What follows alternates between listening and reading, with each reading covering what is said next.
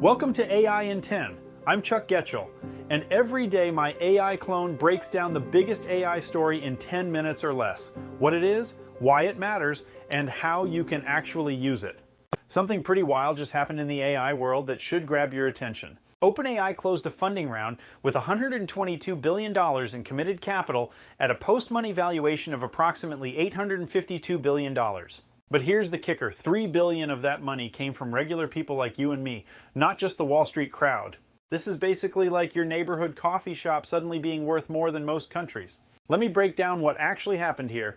OpenAI announced they closed this massive funding round. Now, you might think April 1st sounds suspicious, but this wasn't a joke, unfortunately, for anyone hoping this AI spending spree would slow down. This money is going straight into building more advanced AI models, including their next generation systems that can actually use your computer for you. The really interesting part is that funding came from major institutional investors like SoftBank, Nvidia, Amazon, Andreessen Horowitz, and D.E. Shaw. This marks a major shift in how AI companies are funded. Usually these mega rounds are exclusive to institutional investors, the kind of people who summer in the Hamptons and winter wherever they please. Now, why does OpenAI need $122 billion? Think of AI development like trying to power a small city. These advanced models require massive amounts of computing power. We're talking about data centers that use more electricity than some states. Every time they want to make their AI smarter, they need roughly 10 times more computing power to double the intelligence. It's like trying to make your car twice as fast by adding 10 engines expensive and power hungry. This funding puts OpenAI's valuation at $852 billion. To put that in perspective, that's more than Tesla, more than Berkshire Hathaway, and closing in on the trillion-dollar club that only includes Apple, Microsoft, and a few others. For a company that was basically unknown to most people just 3 years ago, that's remarkable growth. It's also the kind of number that makes you wonder if we're living in a simulation designed by someone who really likes big numbers. The money is specifically going toward developing what they call agentic AI. That's tech speak for AI that can actually do things for you, not just answer questions. We're talking about AI that can book your flights, manage your calendar, research your next car purchase, and handle your customer service calls. Imagine having a digital assistant that's available 24/7 and never needs coffee breaks. So what does this mean for your daily life? First, the AI tools you're already using are about to get significantly better. ChatGPT, which many of you might use for writing emails or helping kids with homework, is going to become much more capable. We're looking at AI that can handle complex tasks that currently require human expertise. But there's a flip side. This massive influx of money into AI development is accelerating job displacement. We've already seen major companies like Oracle and Meta announce thousands of layoffs, citing AI automation as the reason. When companies can invest in AI systems that work around the clock without sick days or vacation requests, the math becomes pretty compelling from their perspective. Your household budget might feel the impact too. These AI data centers consume enormous amounts of electricity. When demand for power increases dramatically, electricity costs tend to rise for everyone. It's basic supply and demand, except the demand is coming from machines that never sleep and always want more power. There's also the privacy angle to consider. As these AI systems become more capable, they'll have access to more of your personal information. The AI that books your flights knows your travel patterns. The AI that manages your calendar knows your schedule. The AI that handles your customer service calls knows your purchasing habits. That's a lot of data flowing through systems you don't control. Here's what you can actually do with this information. If you're interested in investing, the retail portion of this funding round was facilitated through platforms like AngelList and Republic.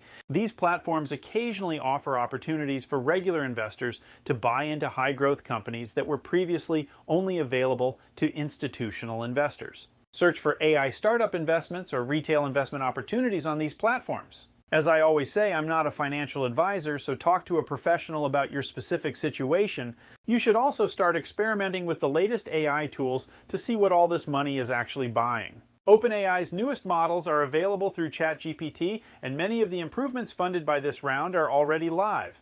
Try using it for more complex tasks, research projects, business planning, or creative work. The goal is to understand what these tools can do so you can stay ahead of the curve rather than being surprised by changes in your industry. Consider learning basic prompt engineering. That's just a fancy way of saying how to ask AI for what you actually want. There are free courses available that can teach you how to get better results from AI tools. This is becoming as important as basic computer literacy was 20 years ago. Most importantly, think about how AI might impact your specific career or business. What tasks do you do that an AI could potentially handle? Instead of worrying about it, start figuring out how you can use these tools to become more productive. The people who learn to work alongside AI will have a significant advantage over those who ignore it. The bigger picture here is that we're witnessing the transformation of AI from an interesting technology into a fundamental part of how business gets done. This $122 billion investment isn't just about making chatbots better.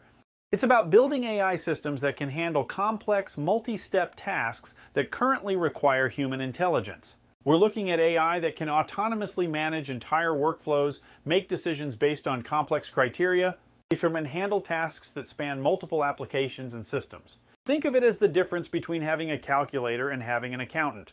Except the accountant works instantly, never makes arithmetic errors, and costs a fraction of the price. This level of funding also signals that the major players believe we're on the verge of some significant breakthroughs. You don't invest $122 billion based on hope you invest that kind of money when you have strong evidence that major advances are coming.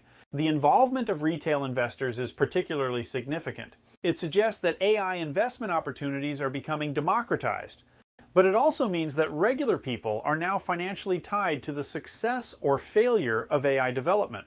If you're one of those retail investors, you're literally betting on the future of artificial intelligence. What we're seeing is AI moving from the cool technology phase into the essential infrastructure phase. Just like the internet went from being something interesting that tech enthusiasts use to something that every business and individual depends on, AI is making that same transition just much faster. The key takeaway here is that $122 billion represents more than just investment.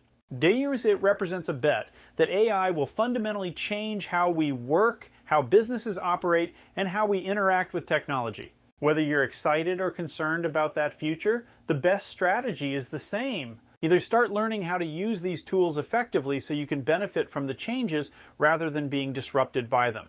The money has been invested, the development is happening, and the changes are coming whether we're ready or not. That's today's AI in 10. If you want to go deeper and learn AI with a community of people just like you, join us at aihammock.com. I'll see you tomorrow, my friends.